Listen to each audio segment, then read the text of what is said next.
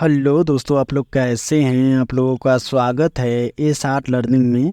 इस चैनल के माध्यम से आप लोगों को डेली डिक्टेशन और आउटलाइन दोनों प्रोवाइड किया जाता है। और इस चैनल पर दो डिक्टेशन बोला जाता है, एक दैनिक जागरण का और एक हिंदुस्तान का। दैनिक जागरण का स्पीड रहता है 40 और 80, और हिंदुस्तान का रहता है 70, 80 और 90। यदि इसका पीडीएफ चाहिए तो हमारे टेलीग्राम चैनल से जुड़ सकते हैं आप लोग, वहाँ से पीडीएफ ले सकते हैं। तो स्टार्ट करते हैं दैनिक जागरण का। 40 वर्ड प्रति मिनट स्टार्ट होगा 5 सेकंड बाद। स्टार्ट। माइक्रोसॉफ्ट के सर्वर में खराबी से दुनिया भर में जो संकट पैदा हुआ उससे सबक सीखने की आवश्यकता है। जब एक सॉफ्टवेयर कंपनी के सर्वर में खराबी से इतनी अधिक समस्याओं का सामना करना पड़ा तो इसकी कल्पना सहज ही की जा सकती है कि अन्य कंपनियों में एक साथ कोई खराबी आने या उनके साइबर हमले का शिकार होने पर कितनी बड़ी मुसीबत खड़ी हो सकती है। माइक्रोसॉफ्ट के सर्वर में तकनीकी गड़बड़ी से भारत समेत दुनिया के कई देशों में हवाई यातायात बाधित हुआ। बैंकों का कामकाज थमा। टीवी चैनलों का प्रसारण रुका।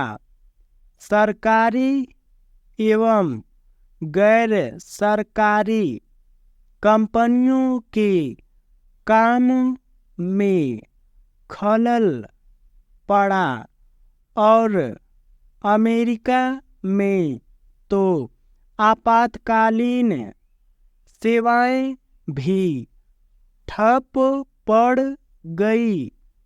फिलहाल इसका अनुमान लगाना कठिन है कि माइक्रोसॉफ्ट के सर्वर में खराबी आने से दुनिया में कितना अधिक नुकसान उठाने के साथ कितने लोगों को परेशानी का सामना करना पड़ा, लेकिन यह ठीक नहीं कि तकनीक पर निर्भरता ऐसी विश्वव्यापी समस्या खड़ा कर दे।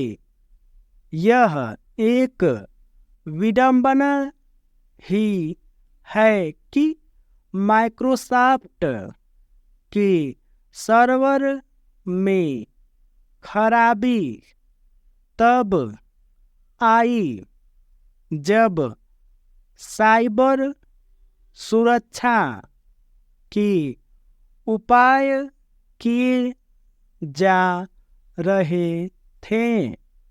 उन उपायों ने ही साइबर सुरक्षा को संकट में डालने का काम किया।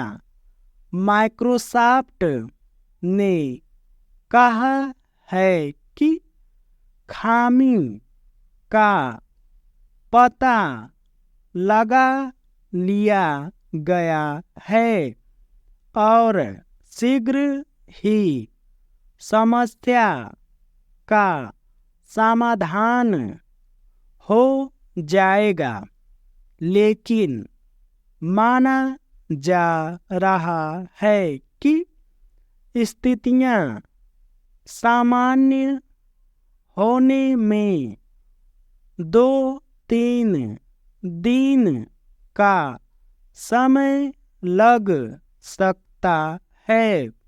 निश्चित रूप से आज के युग में तकनीक के बगैर किसी का काम चलने वाला नहीं है। जीवन के हर क्षेत्र में तकनीक का प्रवेश हो चुका है, लेकिन समस्या यह है कि इस तकनीक पर कुछ बड़ी टेक कंपनियों का वर्चस्व है। इस वर्चस्व का लाभ उठाकर ये कंपनियां कई बार मनमानी करती हैं। कभी कभी तो वे अपनी सेवाएं लेने वालों पर मनचाही शर्तें थोपती हैं।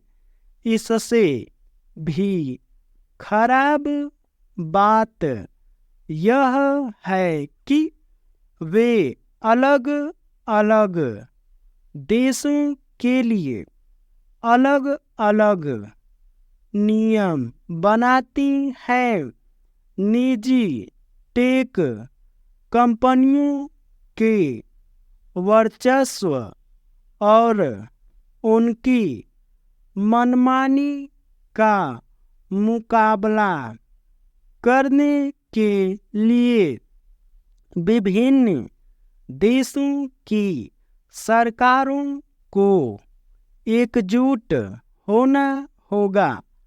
पता नहीं दुनिया के प्रमुख देश टेक कंपनियों के एकाधिकार का सामना करने और उनकी मनमानी पर लगाम लगाने के लिए एकजुट हो पाएंगे या नहीं, लेकिन कम से कम भारत को तो इस दशा में कदम उठाने ही चाहिए।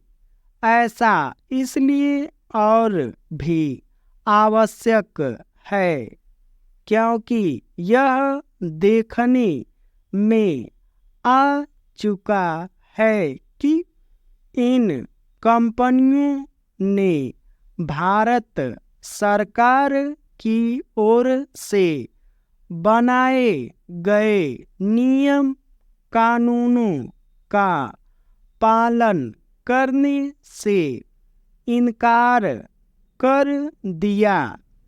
इस मामले में सोशल नेटवर्क साइट्स चलाने वाली कंपनियों का रिकॉर्ड तो बहुत ही खराब है। यह सही समय है कि तकनीकी क्षेत्र के भारतीय कारोबारी अमेरिका आधारित बड़ी टेक कंपनियों के एकाधिकार का सामना करने के लिए आगे आए, ठीक वैसे ही जैसे हाल में ओला कैब्स के भाविश अग्रवाल गूगल मैप्स के खिलाफ आए। ये डिक्टेशन 40 वर्ड प्रति मिनट समाप्त हुआ। अब स्टार्ट होगा 80 वर्ड प्रति मिनट 5 सेकेंड बाद।